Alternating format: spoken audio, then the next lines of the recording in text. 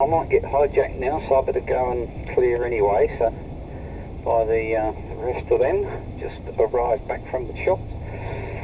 So I've probably got to go and fit SIM cards and the like to new phones. And yes, okay. So I'll bow out, and good afternoon to you there, Steve. So and just managed QSO with a guy in Hitchin, Hertfordshire. You probably remember the place. Peter, a G2YT on 20 metres, so it's quite good. So yes, you must have had quite a lot of fun with that. What was that NVIS loop when you was out Kalgoorlie way somewhere, wasn't it? And so on. So oh, what else was there? Oh, no, it's gone. But okay, catch you next time, Robin, and round to you there, Steve. I think you've got a cup of tea brewing as well. K6 CS mobile to take it, VK6BMM. VK6BMM with the group, VK6S mobile. Yeah, well that, yeah, it's unfortunate that I don't think I was actually recording when you came on. That would have been good actually. I don't think I recorded the QSO with yourself. Can't remember if you made it a mention on that thing or not. I know Clive was on it, BSA was on it.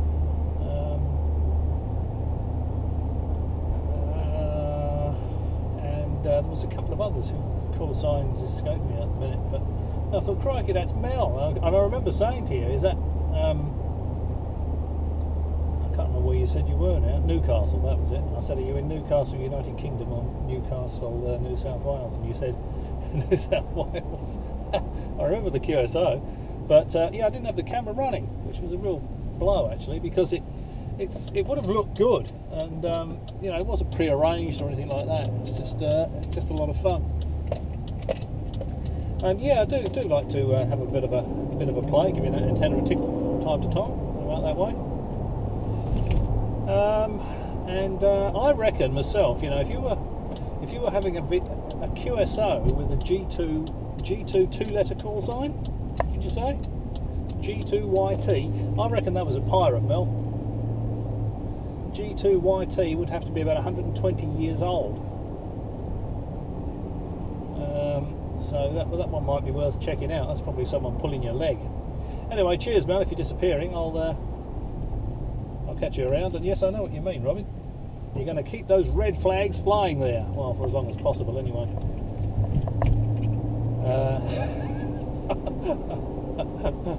Go and do some table thumping. I'll be lucky if I can keep my eyes open. I think it's only going to be the coffee and biscuits that keeps me awake. But still, I'll see how it goes. VK6RAP, but no, VK6S mobile.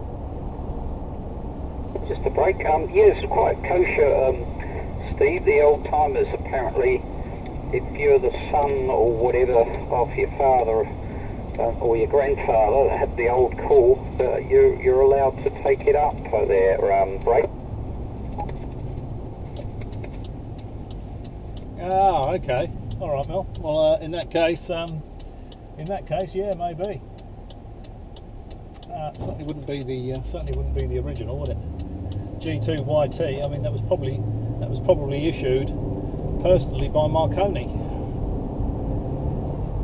But yeah, I've never really looked into that. I thought that the UK call sign, that was it. You know, if you'd once the person holding it expired, so did the call sign. So that's quite a nice feature. Maybe that's new. Anyway, yeah, thanks for that, Mel. VK6S mobile.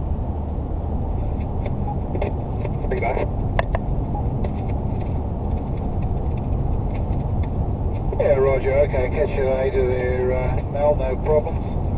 And yeah, that would be a simple thing. But pass the call sign down. So yes, an old call sign, and probably originally had ability to work SparkGap, CW only. Just make my way through the roadworks here in the Common Highway, the 80 zone now, and then get into the new interchange at Roe Highway, which is somewhat confusing. I nearly ended up going to Fremantle the other day in the wrong lane. So I don't know why people think 60 is 80, but let's just leave this guy behind and zoom around him. Driving 60 and 80 is an idiot. But yes, Steve. Yeah. There's table thumping and there's face grimaces and all sorts of body language-y thingies going to happen. What this one does. But and work is as busy as it's really busy at the moment. I've got things I've got to get done. Stuff I've got to get done by Wednesday next week, which takes a bit of work.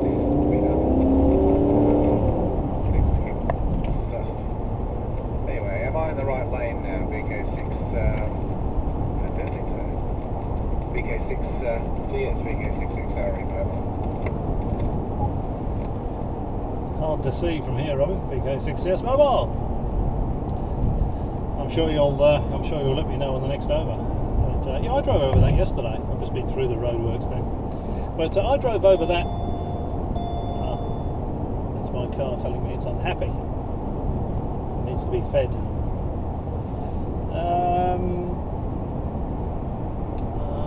I drove over that yesterday, and I thought, wow, that's really smooth. I drove down the Tonkin, and I went up that new road there onto the Roe, I think it was. Yeah, onto the Roe, and it's only one lane, but it's very, very smooth.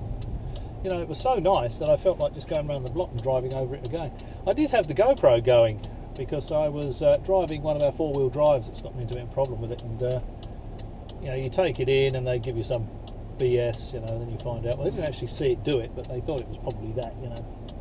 So I thought, well, I'll just take it for a bit of a test drive, and I'll get some video clips of it making this really nasty noise that it makes. Took it in this morning. They weren't really interested in the video clips. I think they're very interested in fixing it, to be perfectly honest. But time will tell whether they're going to sort it out this time, or whether just like a rubber ball, it's going to go bouncing back. I think if it happens again, we'll take it to another Ford place. This place is bloody useless. It's pointless. Keep taking it back there. I'll say if it's still the same when we pick it up, I'll say, can you recommend somebody competent? VK6RAP, VK6, yeah, Spurs Mobile.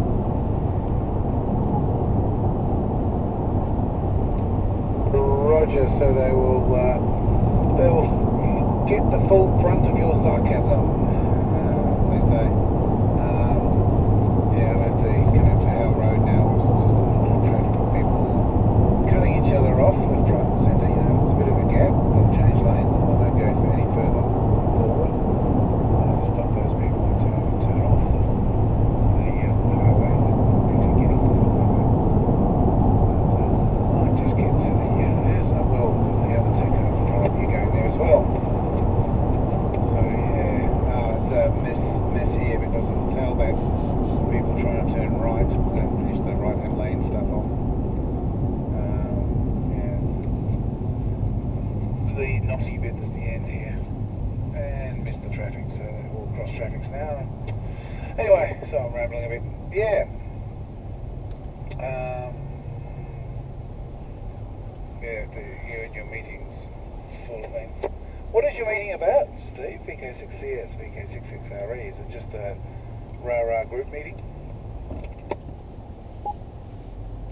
No, I've got the GoPro running, so I'm not going to say what the meeting's about, just in case it might upset anybody, because we do have these things going around about on what comments are and are not acceptable on social media. And I haven't decided whether I'm going to post this or not yet.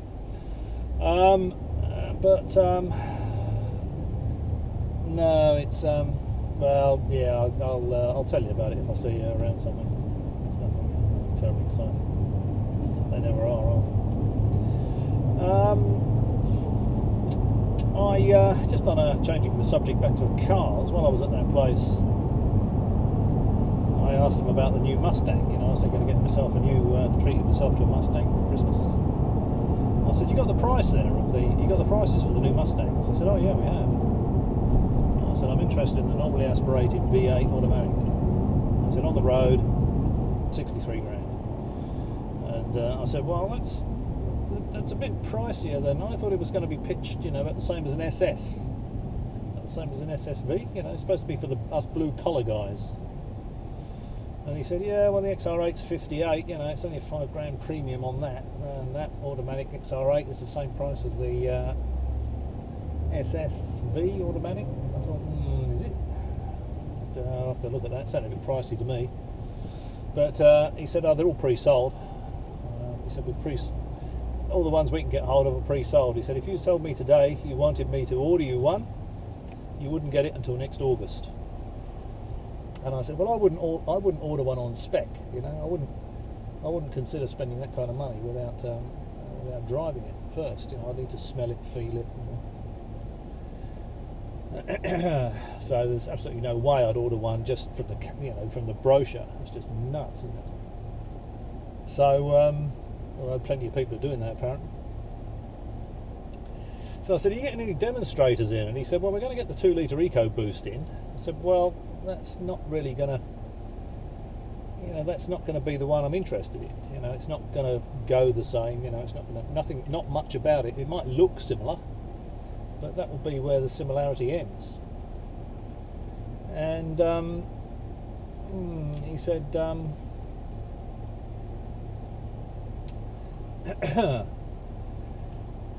he said, oh well, yeah, because I didn't say it to him, but the EcoBoost, you know, the 2 litre EcoBoost Mustang. I mean, really, what's the point of having a muscle car with no muscle? It's actually got meaty engine sounds that come through the audio speakers in the 2 litre EcoBoost version. And I said, are you going to get a V8 a normally aspirated V8 automatic demo? And he said, well, if we do, it probably won't be for about a year. So there we go. That's my Christmas present gone. VK6RAP, VK6CS, both mobile. Yeah, Roger, VK6CS mobile, VK6RAP returning. Yeah, sounds coming through the speaker system. The BT engine sounds. Oh yeah, great. Next thing they'll do is have a tachometer that reads twice as much, so you can pull $9 grand on it, and a speedo that only reads double the speed you're going, so that you can sit back and say, geez, I was on that. I'm doing 120, 60 zone, I still don't get picked up. So it must be a Mustang. What's that, 63 grand? That's a bit steep. I don't know where it's going. I mean, not producing normally aspirated V8 to make automatic. Unaffordable, and we're going to end up New Zealand, where we're starting putting second-hand cars from Japan, and there won't be Mustang. Yeah, of course, with a V8 Mustang, you also have to have the fuel for it. Yeah, it'll burn less than this one, Robin. There you go. Anyway, I'm coming to home, so I'll make this my final and look around to you for one last listen to VK6CS, VK6RAP mobile force field. VK6RAP, VK6CS, both mobile. Yeah, I was thinking, you know, that's pretty steep for you know, for a blue collar muscle car. That price. I mean, it might come down a bit after a while when the novelty wears off. But I think if there's going to be a sort of 9-month waiting list for them, people will probably be buying them and selling them at a premium. And the fuel consumption, well, yeah, I mean, it'll burn less than the car I'm in at the moment. I've looked at the figures for it. It's about 2 litres per 100 kilometres less than this one. So I'm not worried about that. I mean, if you're worried about fuel consumption, you don't buy a V8, do you? Let's face it. Go out and buy a Volkswagen Blue Motion.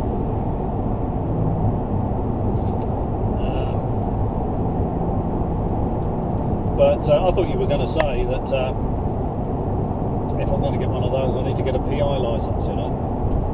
And then you see banners with my face, you know, my arms crossed, and 45 in each hand, and you know, VK6CS PI emblazoned across every bus, and the phone number in bright red. VK6RAP, VK6CS mobile. Yeah, Roger, I'm inside the garage now, so I don't know how to get the repeater, but cheers 73, Mr. PICS. We'll catch you a bit later. Well, that's CSIP. Cheers. Yeah, something like that. Cheers, Robin. Have fun. Catch you around. VK6CS mobile.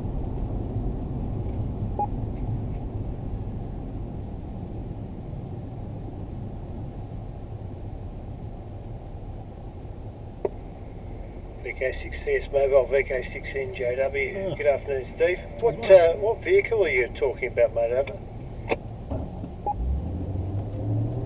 Yeah, I was looking at getting myself last year when I heard the Mustangs, you know, Ford's collapsing into a big heap, and they're Ford are making the right-hand drive Mustangs for Australia and for Europe, and I thought I might treat myself to one of them. But I had to go to a Ford place today to drop a car off to be fixed, and I asked them if they had the price list for the new Mustangs, and he said yeah. And then we started talking to the salesman about it, and I got a few details.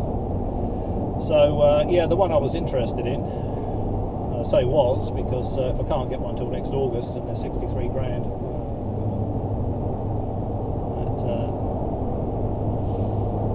it takes a shine off it a bit. It's about 10 grand more than I thought they'd be. So the one I was interested in is the normally aspirated V8 automatic. So not the manual one, not the supercharged one, the one in the middle. VK6NJW, VK6CS mobile. VK6CS mobile, VK6NJW. Yeah, I came in very late to the conversation there, so I just heard you discussing vehicles. Just can I clarify, did you say 73 or 53?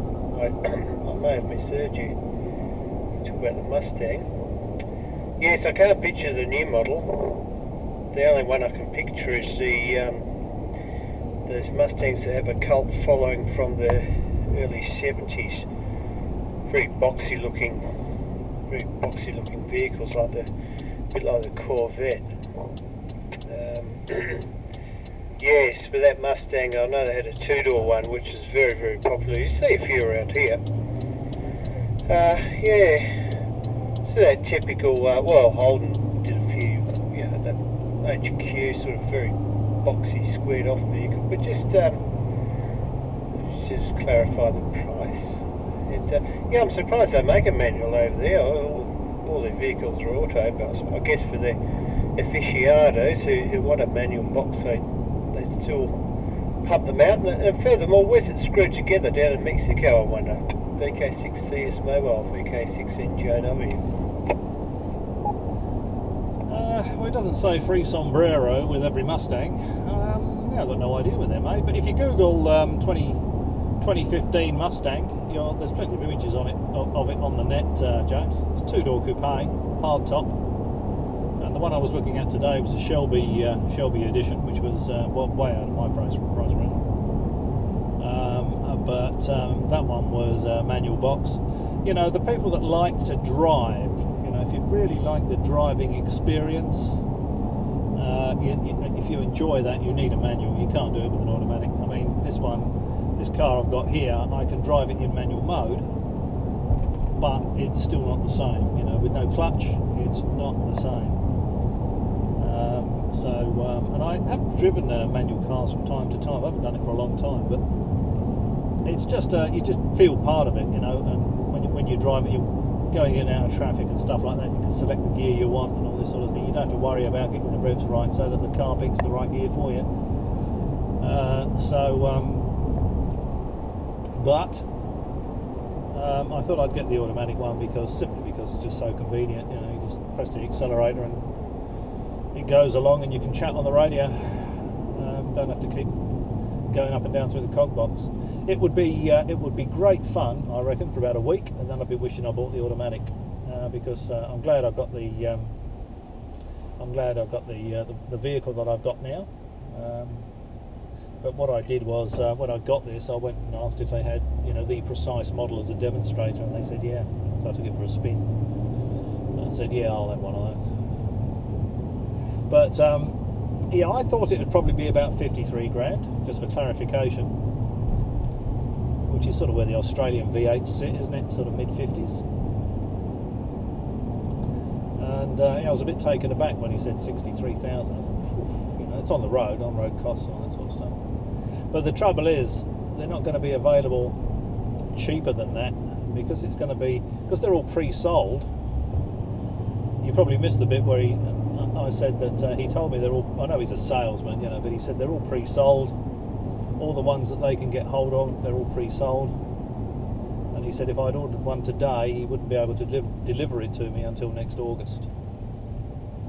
And I said, well, there's no way I'd order one from a brochure. I want to sit in it and feel it and smell it and throw it around a bit, and see what it drives like before I spend that kind of money on a car.